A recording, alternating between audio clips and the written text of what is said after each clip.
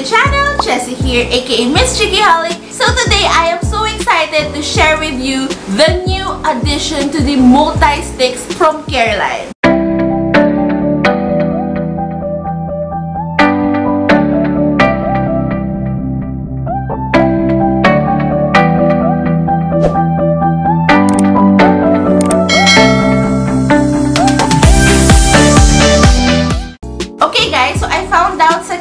Instagram stories the other day na magkakaroon sila ng new edition ng multi-sticks. So, ilo-launch na yun ng 12/12. But guys, I went to Metro Alabang Town Center and nagulat ako cause they have it already. It's actually here. Sobrang nagulat ako. I'm not sure guys if ito lang lahat ng mga bago. Sabi ng sales lady doon, ito lang daw. So, I have 4 of the new multi-sticks, but I'm also gonna share with you yung mga old para at least isang video na to for the multi-sticks. So, let's start with their old shades. So, first, we have the blur stick. So, ayan. Yung blur stick is like a primer. Honestly, after I reviewed this a year ago and then after a few uses lang, hindi ko na to masyadong ginagamit. I did a review. Actually, it's a comparison video from the Bench versus the Careline sticks. Pero, I'll give you a brief information about this. Itong blur stick, hindi siya masyadong kailangan kasi parang wala naman siyang masyadong nagagawa sa face ko. Medyo nabu-blur out niya yung pores ko. Like, parang nagiging soft yung skin. But, of course, kung mahilig ka naman kasi mag-prime ng face, kasi ako, hindi talaga ako nagpo-primer, which is not really a good thing, pero tamad ako, guys. And of course, for everyday, I don't use foundation, so hindi talaga ako nag-rely sa primer. Next is their Brighten Stick. So, ito namang Brighten Stick, this is like a concealer dapat.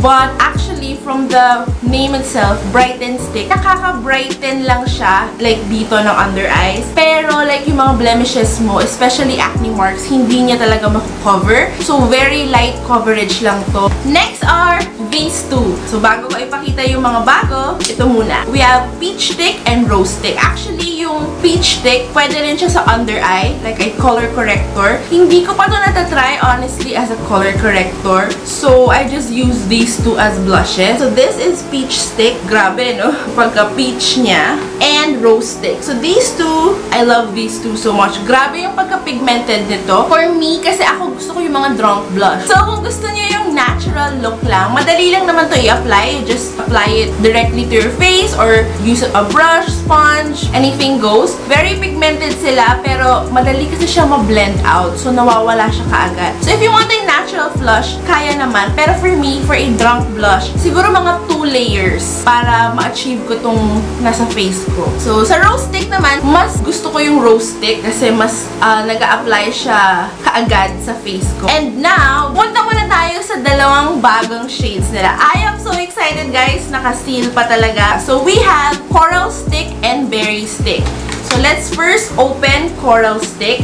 Bubuksan ko lang siya, guys. So, since naka-seal siya, yung ingredients nila, this is paraben-free. Ang Careline, Everbilena, EB Advanced are already paraben and cruelty-free. So, it says here, look effortlessly, sun-kissed with Careline Coral Stick. Use this multi-stick on your lids, cheeks, and lips for a quick, cute look in a swipe, blendable, and buildable. With their Peach Stick and their Rose Stick, it is very blendable, as what I said earlier, and it is buildable. Kasi you can build it up. Gusto mong 2-3 layers, kayang-kaya. Hindi siya magmukhang patchy sa skin nyo. Now, for me, the Rose Stick and the Peach Stick, it's been a year since I've been using this, but I only use this on my cheeks. So, the reason why I don't use this on my lips and on my lids, for my lids, I have oily lids. I'm not really into putting cream products on my eyes. Kasi since oily siya, I have to put powder pa. Pero ngayon, ayan, kung makapapansin nyo, nilagyan ko kasi siya, guys, ng peach. Nakikita nyo, may line na siya kaagad. It's not the Peach Stick's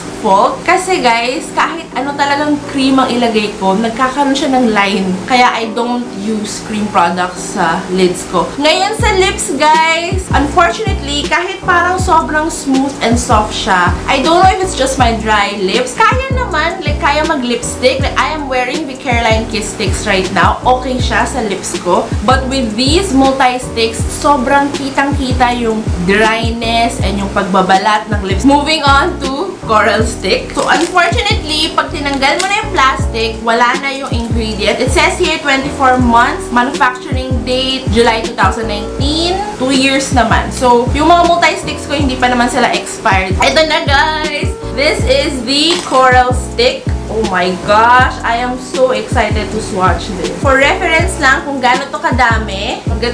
So, all their multi-sticks have this amount, which is a total of 5 grams. So, madami to, guys. Kasi ito 1 year na sa akin and lagi ko rin to ginagamit. Pero, hindi pa naman siya nauubos. So, babalik na natin at baka maputol. So, even after a year, yung parang knob naman niya, I don't know how you call this, hindi naman siya madaling masira. Hindi pa siya nasisira. Yung cap lang, guys, yung mga previous ko medyo basag-basag na because it's plastic tapos clear. So, madali itong mabasag, especially if you drop your multi-stick. Okay, ito na, guys. This is Coral Stick. Oh my! I am so excited to put this all over my face. Ang ganda niya! Berry stick. It says here, look very irresistible with the Caroline Berry Stick. Let's swatch the berry stick. I am so excited also for this shade. Oh my god. So, meron pa tayong 2 more products. But first, let's move on to the contour stick. So, ito, old product na nila to, yung contour stick. So, this is also what I'm wearing on my face. I like this because it's very universal. Cool tone siya. Super nice as a contour stick nga talaga. Lagay natin siya dito. Ayan, o, see? It can fit fair to dark skin tone. Kasi, pwedeng kung fair, very light lang i-apply nyo. Pero actually, guys, kahit na mapadami yung lagay nyo sa contour stick, okay lang because it blends like a dream. Same with their blush sticks. Now, for the exciting part. So, if you remember, their famous strobe stick. So, itong strobe stick, guys, if I remember, when I bought this, actually, sobrang out of stock to when this first launched. So, when I got this, sobrang hindi ako nakatiis. I had to open it. I had to see. I had to know bakit siya sobrang hype and sobrang rave ng lahat ng tao. And guys, well, this is the highlight that I am wearing right now. So, if you want your highlight to be popped, sobrang blinding niya, guys. Now, this shade is more of a, hindi ko masasabi siyang rose gold, pero may pagka-champagne with a light pink tone. Para siyang icy pink. Hindi ko ma-explain eh, pero mamaya ipapakita ko naman sa inyo yung swatch it. And finally, these two. We have Beam Stick and Flush Stick. So, let's start with the Beam Stick. Get dewy with the Caroline Beam Stick. Use it on your cheekbones, Cupid's box, and the inner corner of your eye and get glowing. Use on lids for a quick shimmery eye look or in the center of your lips for a plumper looking pout. So, also with the strobe stick, I don't use it on my eyes. The whole multi-sticks, even though they are multi-sticks and I do love multi-purpose products, but for these, happy na ako sa kanya na blush sticks siya. Okay na ako doon. And parang face stick for the highlight. Oh, their new shade. It's like a golden shade. Okay. Oh, wow! It's so golden! Ang ganda! I'm so excited. Then last but not the least, we have the flush stick. It says here, get radiant with the flush stick. Use it on your cheekbones. Pareho lang yung sinasabi. So, hindi ko na ulitin, guys. Oh! I didn't see, guys. Sa bottom, nakasulat naman yung batch number, 24 months, cruelty-free, paraben-free. It says vegan na din sila. Ayan na lang, guys. Tingnan nyo na lang.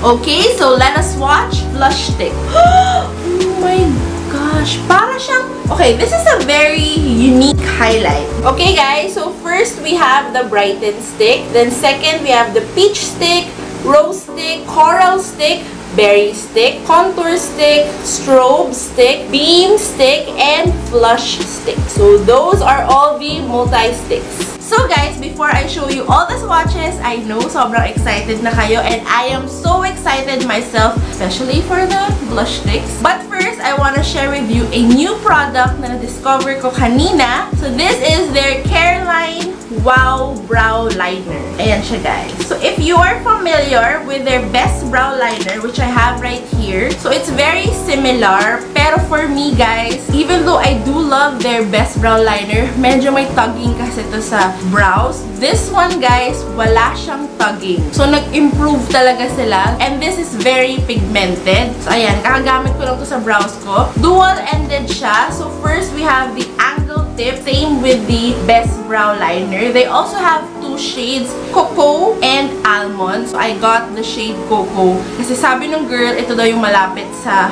brunette na lagi kong ginagamit. Pero actually, hindi. Mas dark siya. What I did for the angle tip, ito yung pinang-shape ko sa brows ko. The 0.05 grams is this one. Kasi, ayan. Oh, madami siya, guys.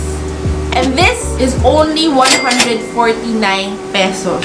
So, nagulat din ako sa price, guys, na ang mura niya for a dual-ended brow. Ang kulang na lang talaga sa kanya is Fully. So, I used my best brow Fully. And then, on the second end, we have a Precise tip. Wow, guys, ang dami nga! Oh my God, ganito siya kadami. So, I think same lang yung haba nila nun sa isa. But, the difference is, syempre, mas konti to because mas manipis siya. So, it does remind me of the Vice. Pero, so far, guys, hindi siya napuputol. Okay yung packaging. Hindi siya kaagad na sisira. Although, medyo mas dark to. Sana gumawa sila ng shade ng brunette. Yung next shade kasi, which is Almond, is more of a ash brown na. I forgot to mention how much are the Careline multi-sticks kasi masyado ako na-excite sa mga swatches natin. The multi-sticks cost 199 pesos. So, yun lang guys. If you want to see all the swatches for all the Careline multi-sticks, you know the drill! Please keep on watching!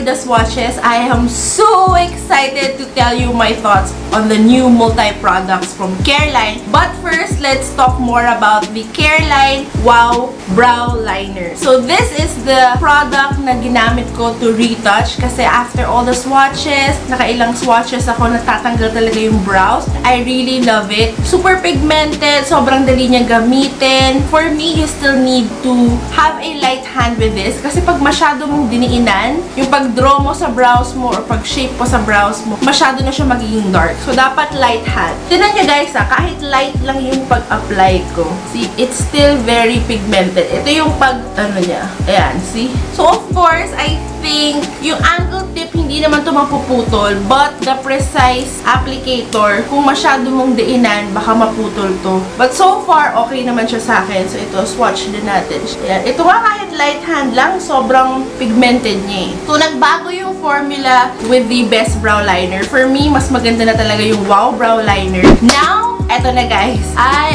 am so excited for my thoughts, for my final thoughts on their Careline multi-sticks. So, let's start with the two blush sticks, Coral and Berry Stick. So, I am wearing Berry Stick right now. Pero guys, kung nakita niyo swatches, oh my gosh. Sobrang excited ako ngayon because ang ganda niya. For me, I don't know kasi 1 year ko nang ginagamit si Peach Stick and Rose Stick. But because it's too light nga on my lips and on my eyes, hindi ko siya masyadong feel. Okay lang naman siya sa eyes, pero since I have oily lids, yun nga, hindi ko talaga siya ginagamit sa lids ko. I just use it as a blush. But with these two, gosh, grabe. Especially the Coral Stick, nagulat talaga ako guys. I have no words kasi one, ang ganda niya as blush. This will fit all kinds of skin tone. Especially guys, if you have a darker skin tone than me, ang ganda nito sa inyo. I mean, kung sa akin nga, ang ganda na. I have a fair to medium skin tone. Paano ba kung dark? They released these new multi-sticks. I think it's more for deeper skin tones, pero these shades, this will fit all skin tones. Now, for my lids, napansin ko na maybe because it's dark, hindi na siya masyadong parang halata na may creasing dito sa gitna, sa crease shade ko. So, I think I can pull this off kahit na for the eyes. For the lips, can you see this? I-zoom in ko kayo guys. I believe nagbago yung formula nila. Mas naging creamy. Pero, hindi ko naman sinasabi na drying yung Peach Stick and Rose Stick. Pero sa lips ko, diba? Sobrang nakaka-dry siya. But with this, guys, yung formula niya, para na talaga siyang lipstick. It reminds me of the Sunny's Face. I'm not saying yung formula, pero alam niyo yun, yung Sunny's Face Fluff Matte Lipsticks. I have it right here kasi kaya ang bilis kong napakita sa inyo. Sobrang multi-purpose that it works for your eyes, cheeks, and lips. I am so impressed kasi para na talaga siyang lipstick sa lips ko. Siguro rin dahil dark siya, pero hindi eh. Feeling ko talaga, kasi pag ginaganyan ko yung lips ko, para lang talaga ako naka-normal lipstick. I haven't tried suede lipsticks, but I will try that soon. And feeling ko parang ganun eh. Kasi na-swatch ko na yun sa arm ko. And ganun siya. Hindi siya super like matte na drying. Pero may pagka-creamy na hindi ko ma-explain. I don't know kung parang may pagka suede formula ba to. For their highlighter sticks, we have the Beam Stick and the Flush Stick. So for me, their highlighter sticks right now, it reminds me, yung parang ginaya nila guys is the Sunny's Face Glow Boss. So I do like that. May pagka-love-hate relationship ako doon. Parang minsan gusto ko siya. Especially, like, I don't know pero pag nasa beach ako, gustong-gusto ko yun kasi sobrang daling gamitin. And nag-a-apply naman siya sa skin ko maybe because of the heat. Pero on normal days, parang hindi ko naman sinasabing hate ko siya, pero sometimes parang hindi ko siya gusto. Mas gusto ko yung BLK. For me, yung Flush Stick, hindi ko siya gusto guys. I mean, okay lang siya. Kasi, I'm gonna swatch it again para makita nyo ulit. Ayan I think this is best for deeper skin tone. Okay naman kasi yung variety nila of highlights, mas madami na. Kung yung strobe stick, hindi nag-work sa inyo. If you want like a darker shade or ayaw nyo ng sobrang blinding, kasi ito, I don't know if it's because of my skin tone, kasi medyo dark na siya. Hindi siya masyadong nakikita sa skin tone ko. So, parang hindi siya super blinding. Now, for the Beam Stick, I like this kasi parehong-pareho sila ni strobe stick. But this is gold. Yan, kita nyo, yung flush stick, actually, kahit tingnan nyo yung swatch ko ngayon, hindi masyadong blinding yung flush stick. Compared to the beam stick, to talagang, beam stick, so it's beaming. So guys, I think alam nyo na, would I recommend the new multi-sticks? Coral and berry stick. Guys, if makita nyo to, bumili na kayo. This is so worth it, especially if you like the shades. I'm gonna swatch it again para makita nyo. Yung coral, parang brownish coral nude. Ang ganda talaga niya, guys. Ito actually yung pinaka-favorite ko. I have to put this na sa makeup kit ko because I've been using this every single day. For the berry stick, I also like it kahit na dark siya. Maganda sila pareho, pero for me, yung pang everyday shade would be the coral stick. But both of them are really nice and I would highly recommend both of them, guys. So again, kung makita nyo to sa mall, bumili na kayo. Kasi for sure, out of stock to kaagad. Yun talaga yung feeling ko dito sa dalawang to. Now, for these two, si Flush and Beam Stick, I like the Beam Stick more than the Flush Stick. Kasi nga yung Flush Stick, this is better for a darker skin tone than me. So, kung darker yung skin tone mo, magugustuhan mo to. Although, kahit naman yung gold, kahit dark yung skin tone mo, magugustuhan mo. I would highly recommend the Beam Stick. But the Strobe Stick is still the best eh. Yung pagka-blinding niya maganda. Ito lang kasi gold siya. So, kung mahilig kayo sa gold highlights, yes, okay siya. Last but not the least is the Careline Wow Brow Liner. I would highly recommend this, guys, for only 149 pesos. Another thing about this na na-realize ko din, 1 year na halos yung, or more than a year na nga yung old multi-sticks ko, I don't bring them all. Kasi tingnan nyo naman, guys, kung dalhin nyo to lahat. Masyado siyang bulky. So, yung packaging nila is very bulky. So, isa lang yung dinadala ko dito. It's either the peach or the rose stick and maybe the strobe stick. Actually, gusto ko rin talaga yung contour. Kailangan malaki yung makeup bag ko when I want to use these. For the previous one, kung hindi nyo napanood yung review ko about that, their contour stick are really nice. Up to this day, I really love the contour stick. The blur one and the brighten stick, I don't really like it. So, I don't recommend that. Pero kung mahilig nga kayo mag-prime ng face nyo, okay naman yung blur stick. But for the brighten stick, for me, mas madaming, mas okay. So, that's it for this video. Thank you guys so much for watching. Give it a big thumbs up if you like it. And if you haven't subscribed, please do subscribe to my channel para maging part kayo ng ating Chiki Fam Squad. And don't forget to click the notification bell down below para notified ka whenever I upload new videos. So, may giveaway tayo, guys, this December. So, abangan nyo yan. And, of course, don't forget to check the description box for more details, products on my face, and all the jazz for the products right now. So, yun lang, guys. I'll see you again next time.